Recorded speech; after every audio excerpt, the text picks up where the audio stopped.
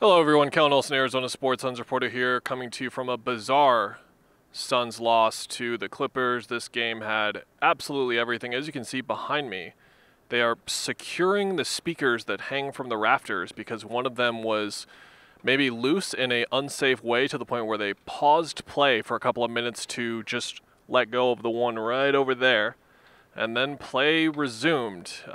It really painted the picture well of what was a strange game here, because if the Clippers won, they were going to play against the Suns in the first round of the playoffs, which starts next week.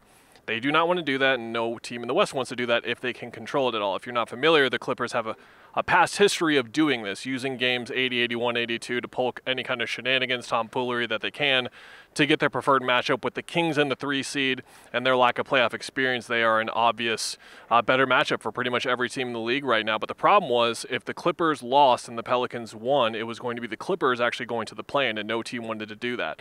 Despite the stakes involved here, the Clippers really weren't there at all mentally, at least for the first half on both ends of the floor.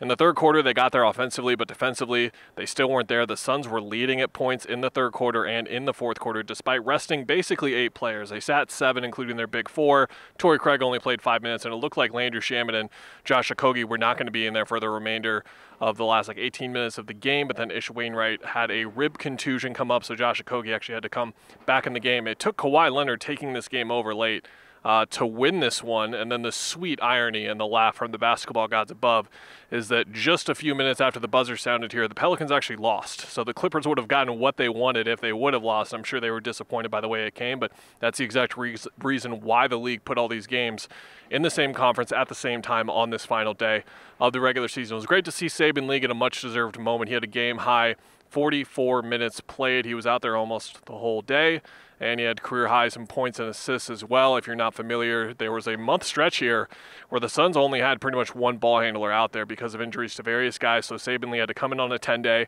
He played really well in a reserve role to the point where they got rid of Dwayne Washington Jr., gave Saben Lee their second 2-way contract, and he played a critical role for a month. And Monty said it best pregame, like, they would not be in this position right now securing home court if it wasn't for guys like Saben Lee. So it was fitting for him to have a big moment tonight. On to the first round of the playoffs in the West. This is a rematch of the 2021 Western Conference Finals, so there's some juicy stuff there, even with no Patrick Beverley. You've, of course, got Kevin Durant versus Russell Westbrook. Those two guys, former teammates. A little bit of drama there from the past that's pretty much been overblown and a bunch of different things, and they seem fine from all accounts, but it'll still be fun to see them have a few moments on the court, of course. And then, I mean, you've got Kevin Durant versus Kawhi Leonard. There's a reason that this is getting the marquee billing on Sunday.